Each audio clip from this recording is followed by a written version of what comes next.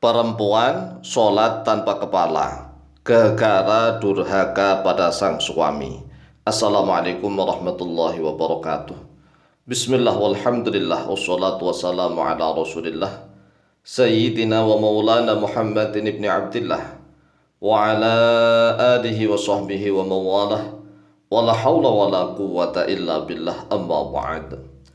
Saudaraku kaum muslimin wal muslimat rahimakumullah, wabil khusus saudara-saudara kami para pecinta dan subscriber channel YouTube Al-Mu'alim Center dimanapun berada, yang tidak lupa dan tidak bosan-bosannya senantiasa kami doakan semoga Allah Azza wa Jalla memberikan kesehatan, sehat walafiat lahir dan batin.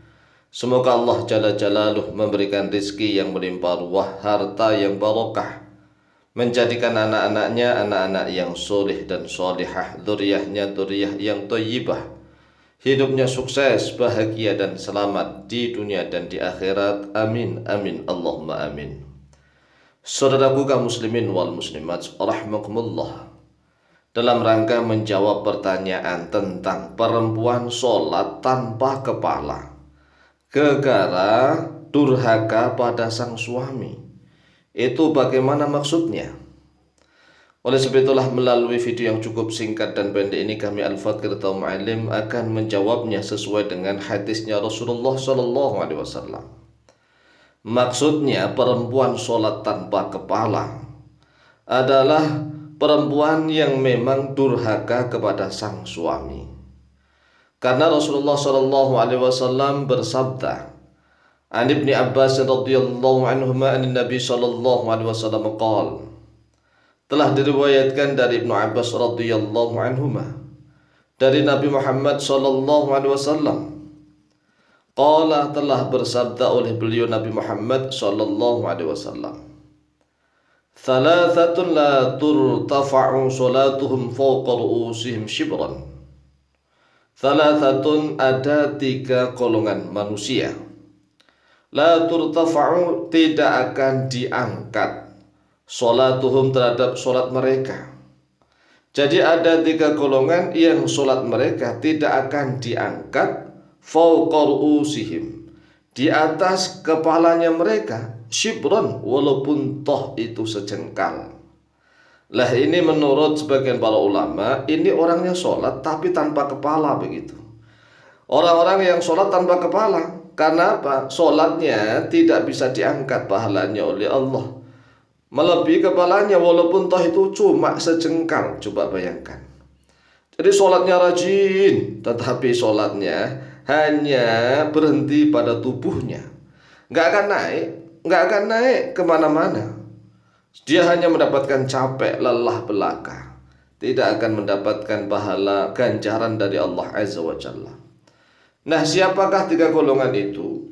Yang pertama, rajulun amma qauman wa hum lahu karihun, yaitu seseorang yang mengimami sholat. Mengimami sholat berarti kan dia sholat, dia menjadi imam sholat pada suatu kaum, wa hum lahu karihun, sedangkan jamaahnya itu benci kepadanya.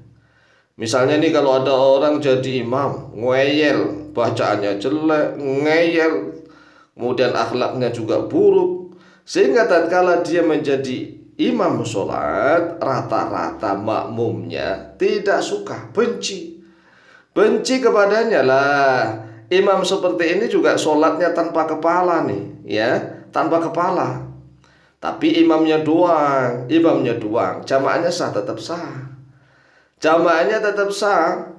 Jadi kalau misalnya ada seorang laki-laki yang menjadi imam sholat, tetapi jamaahnya rata-rata benci kepadanya, rata-rata loh ya, ini karena akhlaknya nih. Tapi kalau misalnya hasad, iri, dengki, lah ini beda lagi. Makanya harus teliti imam yang seperti apa yang dibenci oleh jamaahnya, begitu. Yaitu imam yang akhlaknya buruk, bacaannya buruk, dia nggak mau diganti sama sekali, sehingga jamaahnya benci kepadanya. Lah, imam seperti ini gitu, imam seperti inilah yang sholatnya tanpa kepala. Kemudian yang kedua, wa mura'atun batat wa zawjuha alayhi sakhitun. Wa mura'atun, nah ini wanita nih, wa mura'atun, dan wanita batat yang bermalam, dia bermalam, wa zaujuha sedangkan suaminya alaiha atasnya imra'ah sakhitun yaitu dalam keadaan murka. Jadi kalau seorang wanita malam-malam, ya malam-malam lah, bukan hanya malam, ini kan suatu kiasan saja ya. Pokoknya setiap hari nih, setiap hari, bukan hanya malam, setiap hari entah siang, entah pagi, entah malam. Sedangkan suaminya ada di rumahnya dan dia, suami itu murka kepadanya. Sang istri dalam keadaan dimurkai oleh sang suami. Nah, dalam hal apa ini? Ya, dalam hal karena dia tidak taat.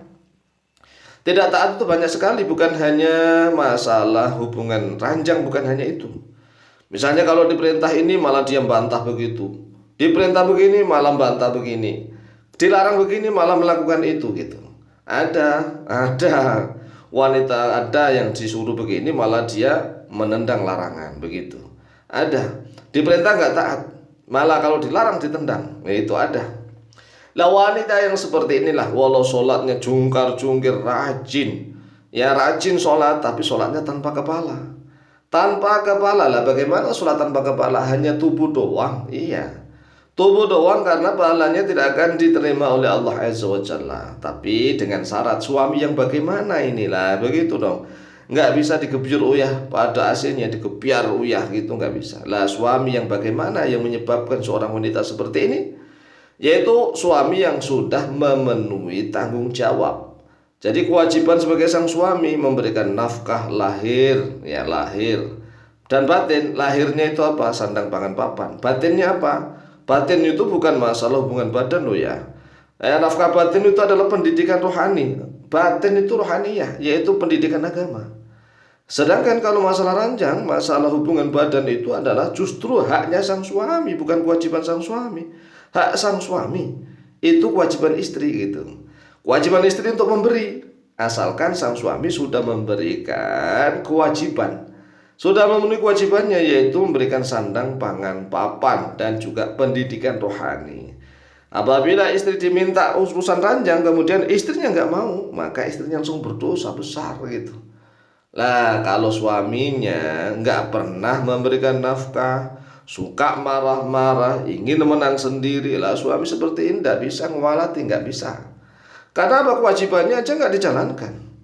Sehingga kalau seandainya wanita menolak, ya boleh-boleh saja, wong dia sang suami nggak menjalankan kewajibannya.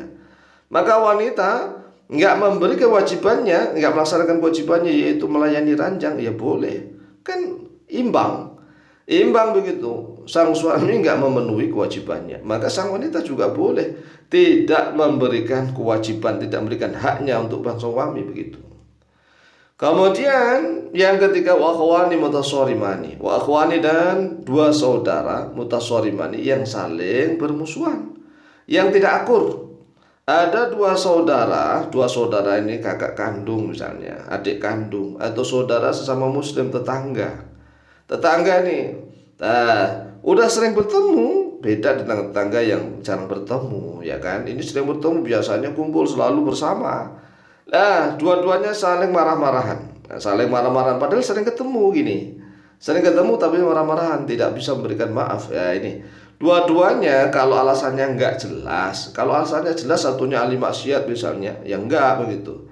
Ini dua-duanya sama-sama taat nih, sama-sama taat, tiba-tiba saling marah-marahan. Maka dua-duanya kalau nggak saling memaafkan, ya sholatnya sama, tanpa kepala.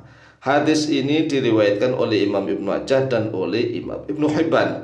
Demikianlah jawaban kami, lebih kurangnya mohon maaf. Semoga barokah. Wallahu ta'ala a'lamu bishawab.